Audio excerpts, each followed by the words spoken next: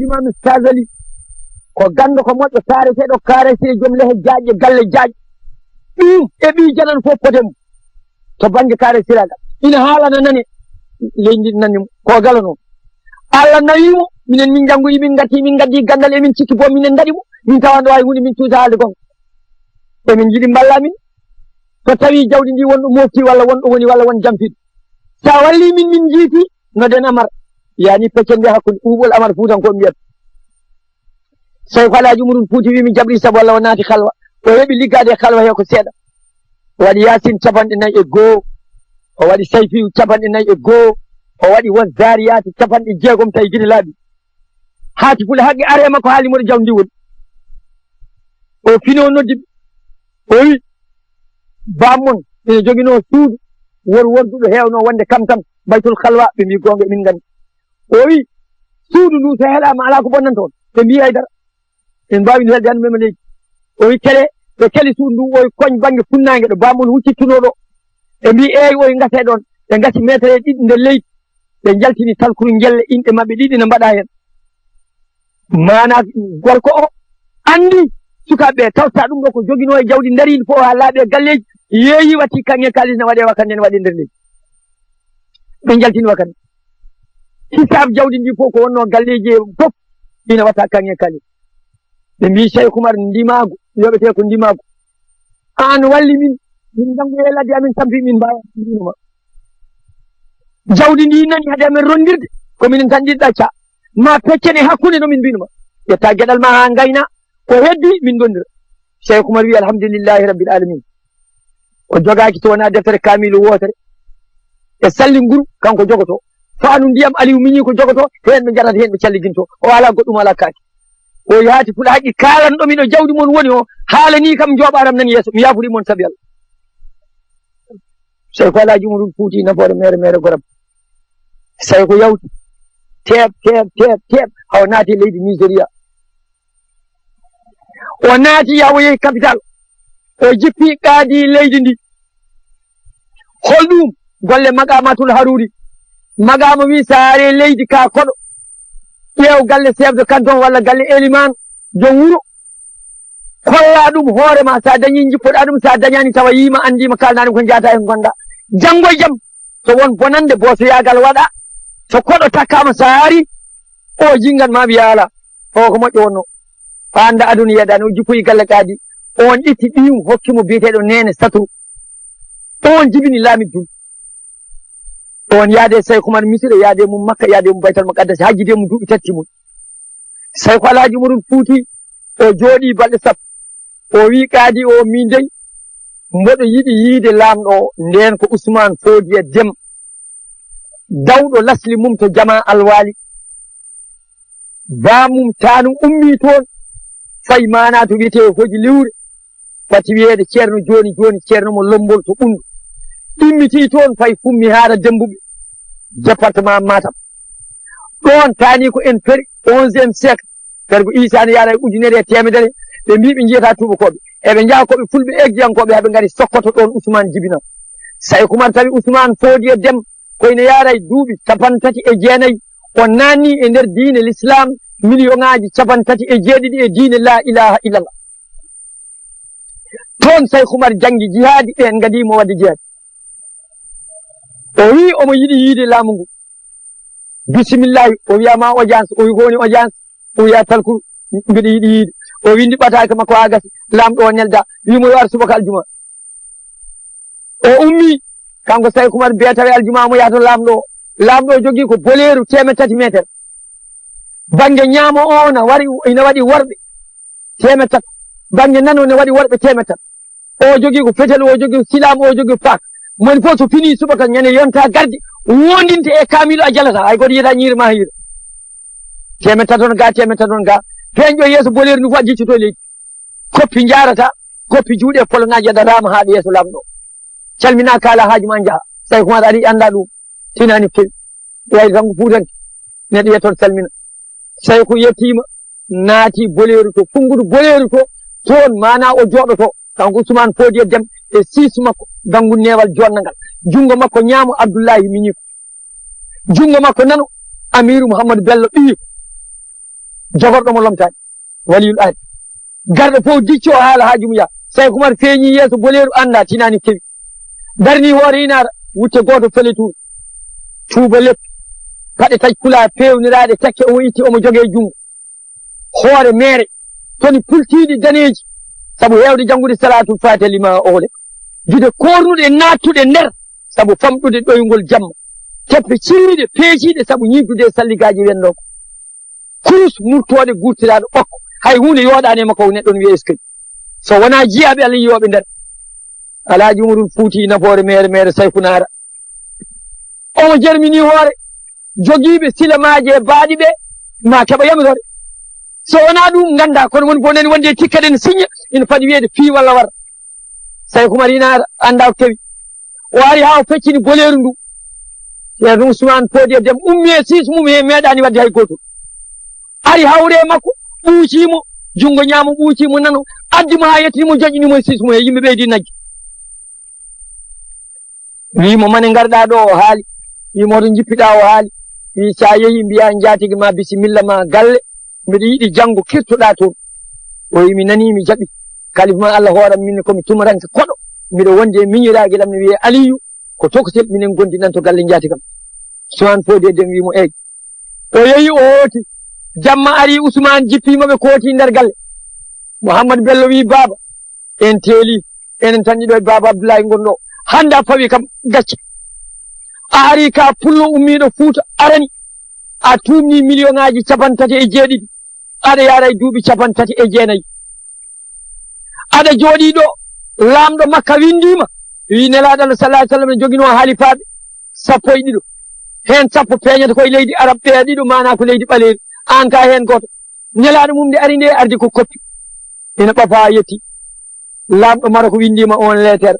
laamɗo Ordon windiima on lettere sultana Yaman windiima on lettere malikul Bahrayni windiima on lettere malikul Kuwaiti windiima on lettere malikul Iraq windiima on lettere malikul Paris windiima on lettere mawɗo tuuba koɓe nasaraan windiima on lettere garɗo ɗo fof ramata ha yettoma oɗo ari ko pullo wuteyel meylis tuubayel lori leppi paɗe taƴ kula pewniraɗe tekke kurus murtoɗe gurtiraɗe ɓokko onon haal PULAAR en on nattata jingude ha maayo sabu tan aɗa andi ko Fuuta ummi goppa teddungal ma goppa martaba ma lummanoɗa ngel ɗo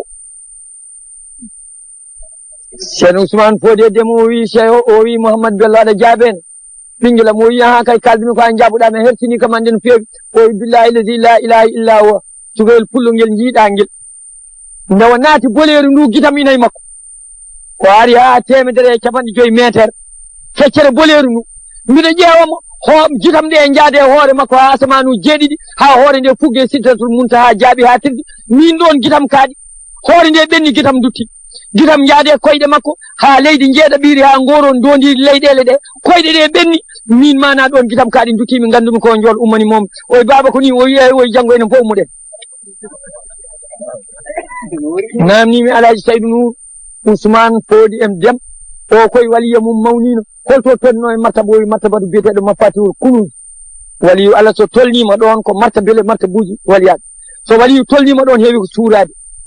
heewa wadde halwa heewa settude e yimɓe heewa telde murno sone yaha so wona ɗum kala laaɓaɗo yeeso mum keɗiɗo haala mum so yeehi yaadade mum so haali nana so deƴƴani he goto yata jomum tolnima ɗon suro seeɗa mafatihul kunuji ɗo no tolnino e gansan so ko Alhaji Umarul Fuuti janggumo ari o ari o waɗimo invité o joƴƴinimo e galle he balɗe 7 o wi Momad galle jaadiga ma o hooti kanko Ousmane Foutiyou o wi Mouhamadou Bello o wi naam oɗo jiyaɗo Allah fayi ko Makka so arti o tawta kam e aduna min ko an o tawtata ɗo balɗe 7 o waali e galle ɗe somo wela somo metta mi ñaaguima Allah jaaɓi nelaɗo Allah wattani kam ɗum duuɓi 7 somo wela somo metta so artima wonɗo duuɓi 7 wadde feere noon ƴiƴam men ƴiƴam makko jillodira so ko Alhaji Umarul Fuuti nafoore mere goram o yehi Makka o arti Mamadou Bello hokkimo ɗiɗo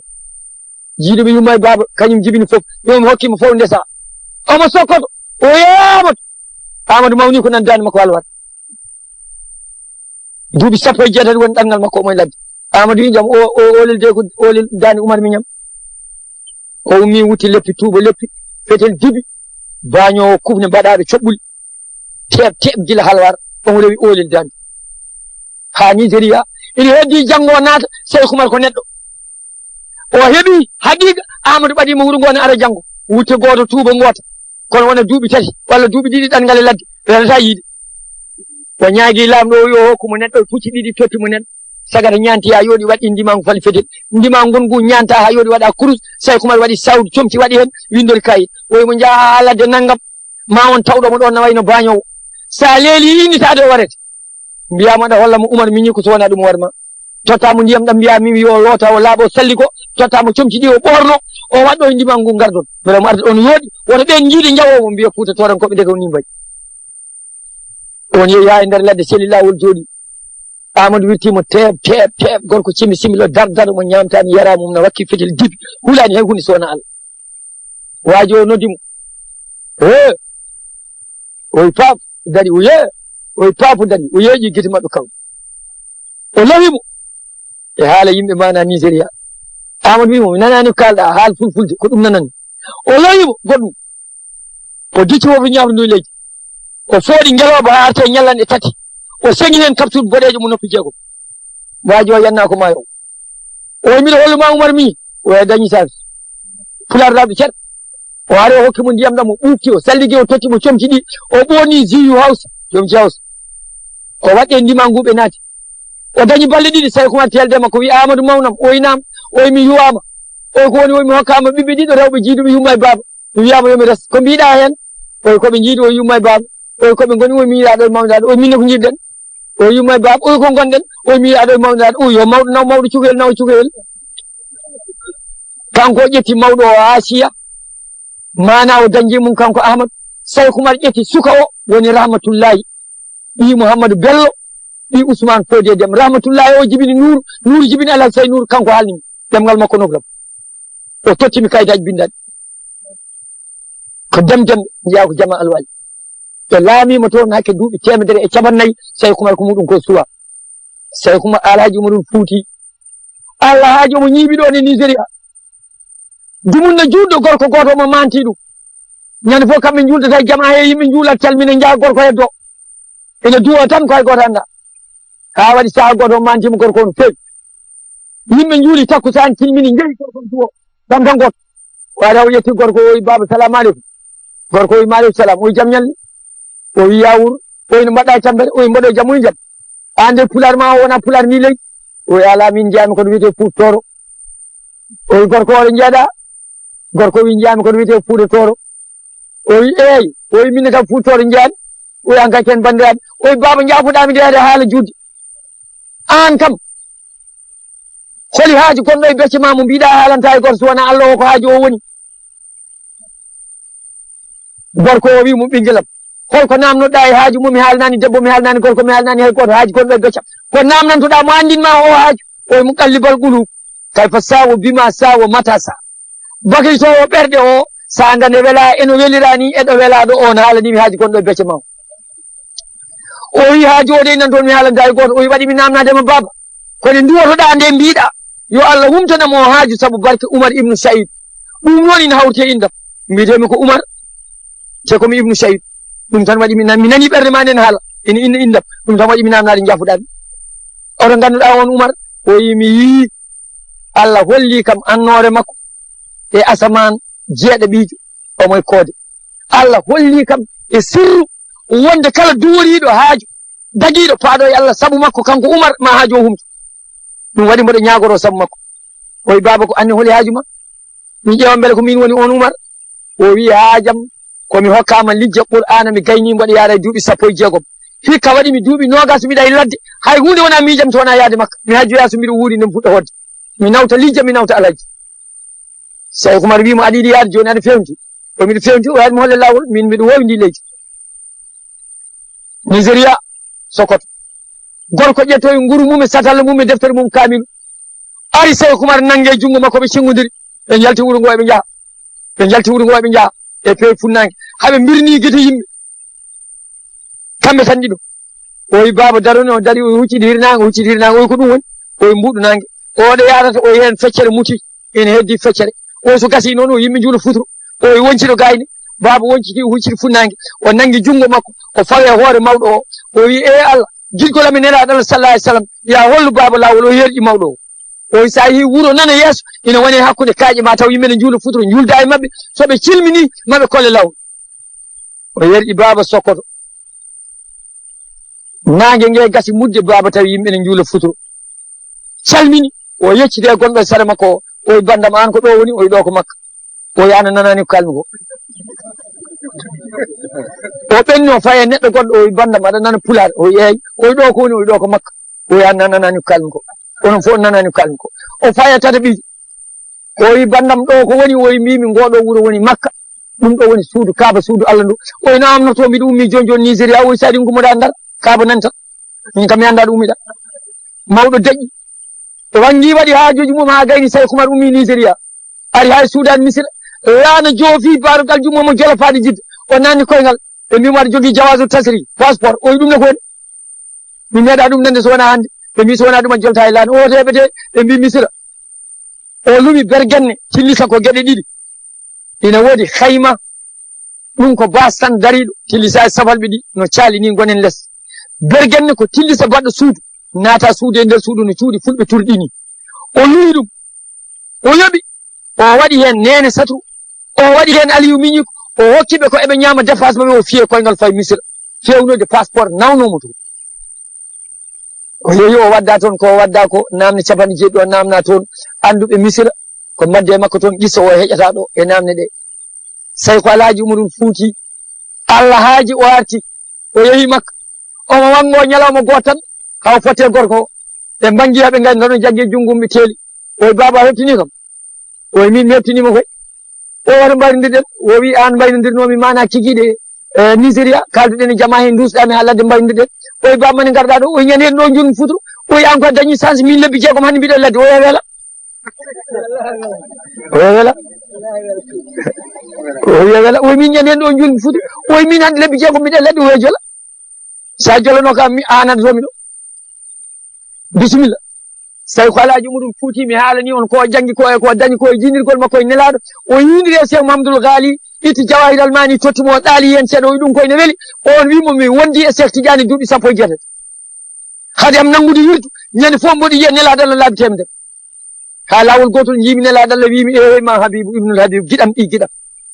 aɗa ɓaɗimi e sarifagal ñande fof aɗa yiyami laabi temedere a suwa nangu wirdu hay wotum so wona Qur'ana e wilaya mo Allah hokkuma jiyaɗo Allah feeñi ina ummi aladere nani Fass kanko ɓuranimi ko woni dow leydi e nder leydi sa yowitima e makko ma en ɓuuri wonde sehilaɓe Mamadou Ghali woppi sarifagal mum waliyagal mum ceernagu mum waɗe koyngal jeeya ko Meknes hakkude Meknes Fass ko 60 kilométre o rewi koyngal makko o yette e Cheikh Tidiane o woppi gandal ngal o woppi jande nde o woppi sarifagal o woppi waliyagal o lele e Cheikh Tidiane duuɓi 18 omo teena omo ƴooga omo mofti bo ha laaɓi ha o jeeya e ahlu tarbiya Cheikh Tidiane fettumo makka waɗi Alhaji Malik wiide neɗɗo goto wi en malama ten Tidianiyankoɓe Alhaji Malik wi a haali ko mawni a haali ko mawni on huuli o wi laawol Tidiane mana ko ilam sonno ko toɓo silta ko Fass nafi en ko ilam regi yeehi ha makka Cheikh Oumar yeehi toon ko wawi rondade rondi ko wawa woni ɓoggol mana haɓɓi woni lapide daasi addi so wonano kanko leelat nofru ɓaleede heɓani salat fati o wi on bo xam ni Cheikh Oumarul Fouti taalibe lacci Malik buci nekke ndongo doyna ko lawol ngol ganduɗa Cheikh Oumar ko almudel almudu min somi limtama hen ndongo yel yoni kam somi yerananoma komi Tidianiyanke Sénégal fof so wopi Allah mammi dafa ɗumen kono ko miɗo limta hen hoɗam tan en jannaka taw guppol ngol ganduɗa hay goto andata wutte muɗum laaɓi so wona yawmal qiyamata oy ngol guppol wutte Malik yaada hen guppol ngol ganduɗa laaɓata so wona yawmal qiyamata ganda laaɓɗo emo laaɓani oy ngol guppol o wutte Malik yaada hen Cheikh Alhaji Umarul Fouti ɗe gueɗe fof o woppi Mouhamadoul Ghali wimo mbiɗa jogui ko ɓuuri ɗum e Cheikh Tidiane on keɓrani woy sa jooɗima Mouhamadoul Maghribi mo tawno ina woni président assemblée raisul ulama Misira ɓe pimodiri sehlagal arti hajjude hitande fof kam addata ha joom Misira o wi moftanam joom suudam e miñam so neɗɗo ina tarbino wondata e debbo wondata e ɓiɗɗo wondata e miiraɗo wondata e mawniraɗo wondata ke yumma wondata ke baaba Cheikh Oumar ne janggina en o nangi joom suudu makko e mii ko o resni Mouhamadoul Maghribi o wota kadde mo wadde tarbiya Cheikh Alhaji Oumar mofti wilaya mofti gandal mofti ɓingu moƴƴagu duuɓi tati helde kaaƴe tenoyde defde woppude ƴoogde lawƴude kaake duuɓi tati ɗi timmi o nokkani longere wotere galle Mamadou Ghali duuɓi tati ɗi timmi o yarani ɗon kas ndiyam hay lawol goto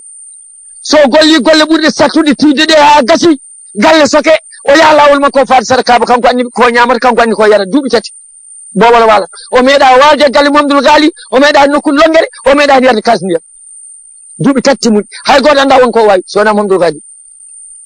ha lawol gotol Mamadou Ghali dañi hoɓɓe keewi mbaɗana ñamde nodde e Oumar Foutanke yo hetto ɓuuri hamna to holtoon waañi surke tunde e buubi omo lawƴa kaake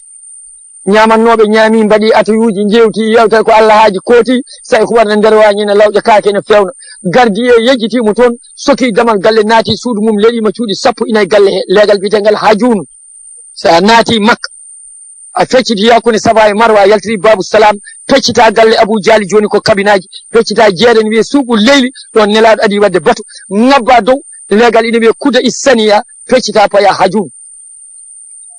hedde bamule ɗe toon ubba kanko e Khadija Cheikh Oumar lawƴi kaake fitti wañ fewni fitti galle gaysni duuɓi tato wonɗo ni o meeɗa walde galle Mamadou Ghali o fayi damal galle o tawino soki cuuɗi sappo ɗi no uddi o anda holen suudu gardi o waali saka o findi ɗum o wakkilaki memde hay bafal gotal taw ko toon Mamadou Ghali woni nden bone muneti hono waɗata te diwdi nde wonko nandata nabbudi diwa nde ɗum wonko nandata o hande hoore makko no watta dingiral hono dingiral galle ngal no ceerno yaltirɗo no jooɗo ni Mamadou Ghali ne jogui palacel ɗo jooɗoto yimɓe jooɗomo yewtan ɗumen kala subaka o heeɓi ɗo no jooɗi o jooɗi ha ɓo woni haalde hoore makko koye min Cheikh Oumar koye hande martabam towi koye min koye hande mi fayi mi waale nder galle Mamadou Ghali min koye hande mi fayi mi jooɗima ɗo Mamadou Ghali jooɗotono yimɓe mum taw mi ƴogoyi walla mi tenoyi walla mi ronima kaaƴi on haalde hoore makko ha ɓooyi ɓernde ɓocciti o woni e janngude ismullahi lazam karfeje ujunnaje jeeɗiɗi e temedde jeeɗiɗi e capanɗe jeeɗiɗi e karfeje jeetati ɗum woni wala ha min maratibi samani fa baduha salilu saydu baha min haabi nuɓɗati ujunnaje jeeɗiɗi e dagaki feññinde temedde jeeɗiɗi e dagaki feññinde capanɗe jeeɗiɗi e lomtiɓe e lawol he fof nan gandi ɗum jeetati dagiɗe feññinde ɗe hen gotel fuɗɗino tawa majjiri fuutankoɓe daga mbere Allah haaji o woni e janngude inde Allah nde karfeje ujunnaje jeeɗiɗi e temedde jeeɗiɗi e capanɗe jeeɗiɗi e karfeje jeetati ɓernde ɓoccitinomo jangga huno kono wayno lewlewno jaygol yaltata hen galle o fof won lumiére wonnoɓe e cuuɗi sappo ɗi fof pini woni fof ina damal suuɗum suusa ummade anda ko ɗum woni Mamadou Ghali yalti ina moykino ha wiye genol makko teɓ caggal yo ko Oumar Foutanke o wiye yo o ndeke an mana ka alkali secret Cheikh Oumar wiye yo Allah surano o yakay min Cheikh Tidiane jangguinimi ko inde Allah karfeje temetati e capanɗe jeegom e nayyi noon jikkuji baba Adama poti noon ɗaɗi ɓandu neɗɗo poti min ko oɗo Cheikh Tidiane jangguinimi ɓawmi wonde mo duuɓi sappo e jeetati ɗaccitimi ko nden jangguinimi ndeɗo inde ne jangata wawata ɗum so wona jogoɗo yaɓude fel koyngal anni nde kawal ka sekkaɗeɗe wawi ɗum aɗa suuɗomi duuɓi tati hikka mi tinani Cheikh Oumar wi mi wondiri mango Allah baba wona min janggatno o wi mi wondiri mango Allah ko an janggatno ɗiɗo fof gondite hay goto hen yanani hono worata ko ni joni mi haala noon no worata o wi Cheikh Oumar heɓnam ɓoggol tongunogol jawdi mbarnadi hoɓɓe Cheikh Oumar addi ɓoggol o tongi juuɗe o tongi koyɗe o haɓɓe leggal ha tiiɗi o wi wonɗo ha wiyata mi nawanma laamu ngu ko alka sekkate mi haalta ma haydani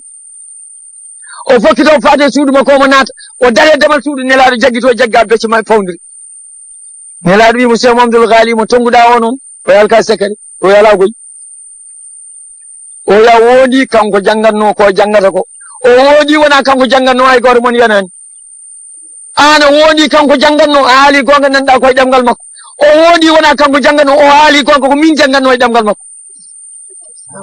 joni kay mbatta ko so heeti an ko tarbintono ko Cheikh Tidiane tottuma yamirma ko tottama ɗum ɗo ko gueɗal makko wonno ko min heedi hen mi tottimo ɗum waɗi o weerimawo Mamadou Ghali ko giɗam habibam kono ceerno am haqiqa ko nelaɗo Allah sallallahu alaihi wasallam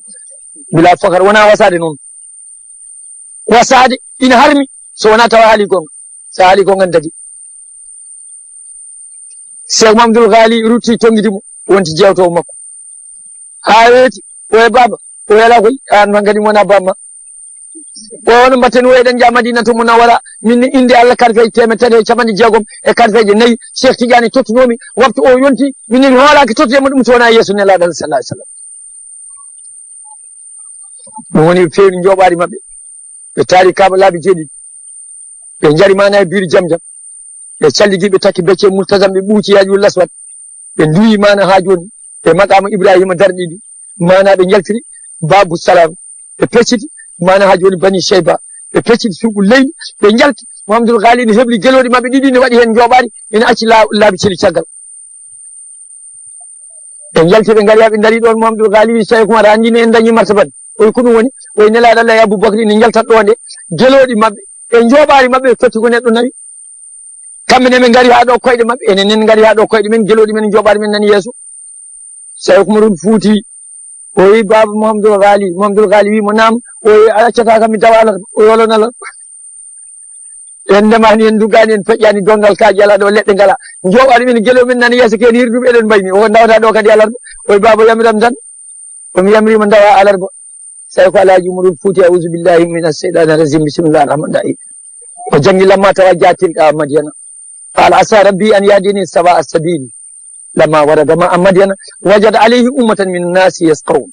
ووجد من دونهما امرأة تذودان قال فما خطبكما قالتا لن نسقي حتى يزل الرعى وأبونا شيخ كبير فسقى لهما ثم تولى إلى غد قال رب إني لما نزلت إلي من خير فقير فجاءته إيديهما تمشي على استحياء ون الصفراء قالت إن أبي يدعوك ليجزيك أجر ما سقيت لنا فلما جاء وقص عليه القصص قال لا تخف نجوت من القوم الظالمين قالت يديهما يا أبتي أستأجره إن خير من استأجرت قوي لمين قال إني أريد أن ننكحك إحدى ابنتي هاتان سردي على أن تأجرني 8 حجج فإن أتممت 10 فمن عندك ما أريد أنا أسق عليك ستجدني إن شاء الله من السائل قال ذلك بيني وبينك أيما الأجلين قضيت فلا عدوان علي والله ولا ما نقول وكيل جبتكم مكة ونكون سمور سورة القصص تغني لس إن ينجري الليل ko yareteno lewru watte nyalawma ko yareteno nyalawma watte waktu ko yareteno waktu watte majangu yitade wonko toro be ndendinda yen jida haale dum non goppiren non Cheikh Oumar Fouti o jangi o gayno wadi ko watte non ko o Mouhamadoul Ghali baba mu bugide ni be merni kambe dido o fetto tay damal jamane la dal sallallahu alaihi wasallam Mouhamadoul Ghali wi mo do de ko Madina woni andi min kam meda gar oyi gelodi meɗen noon joɓari men oyi maala longin jomum ande en jeehi tawen ɗo baba ɗum woni ɓe gondi Madina balɗe 6 eɓe jooɗi mana e nder jamane la sallallahu alaihi wasallam eɓe kucci e yeeso annabi o Mouhamadoul Ghali wi Cheikh Oumar jangu nangam o saɗa janga ɗum ma yi nelaɗal o woni e jangude Mouhamadoul Ghali ne janga ha ɓooyi nelaɗo yelte gabre huccide mabɓe yeddata ɗum so wona ɓi toɓɓere ɓaleere nelaɗo ne yiye kala bangi yeddata ɗum so wona ɓi toɓɓere ɓaleɗe yeddata ɗum ko wahabit yeddata ɗum ko salafiya yeddata ɗum ko jahawiya yeddata ɗum ko qurayshiya yeddata ɗum ko ɓooriɓe diine l'islam taniraɓe Abou Diali taniraɓe Firawna taniraɓe Namaruda ɓe mbiyata waliyaɓe ngala laabi ngala waliyaɓe Allah ɓe ko jokki e maɓɓe ko onon almuɓe onon jogoto dolokaji e turkiji e tubaji almuɓe Tidiane e Qadiri ɓe mbaɗata jawle dagiɗe almuɓe Tidiane e Qadiri ɓe mbaɗata mawludu mbaɗata ziyara teddinta seernaɓe ɓorto comji moƴƴi laaɓa salligino looto janaba pewnito ɓen mata jamaji e jumaji ɓen goni jangoɓe Qur'an ɓe jiiɗa waliyaɓe Allah ɓe gona almuɓe jiiɗa waliyaɓe ɓe holi ɓen jeese ɓaleji jomumen calligintako koye mana cupitiɗe karliɗe nde wonno ko fomarɓe hajuji kunuɗe luuɓoje sangara e dorok e simme tubaji dongori ciccuɗi luuɓi ɗi pewnitaki dawaɗi jahoji ne kalfa e beddaji so tawi ko ɓe jeddata waliyaɓe Cheikh Oumar wi sa waɗi dawagel kawtugel fof ndiwoya so ɓooyi kawsano majjini onon fuutankoɓe tiitine gembeji mon eɗen joguino fawru ndu ne waɗi maaro e gawri e sukara e tamaroje e kosam ina toon garɗo fof nokka hen ñaama babiraɓe taniraɓe jeyata beltima galleji darima joni jombi ɓaleji naati hen ina mbiyana bonna dadoɗe mbaɗon journal uji mbaɗon defte mbaɗon conférence uji kalone radio ji gandon sayɓe nani bonna diine nani bonna lawol Tidiane nani bonna lawol Qadir nani jedda waliyaɓe fas Cheikh Alhaji Oumar Fouti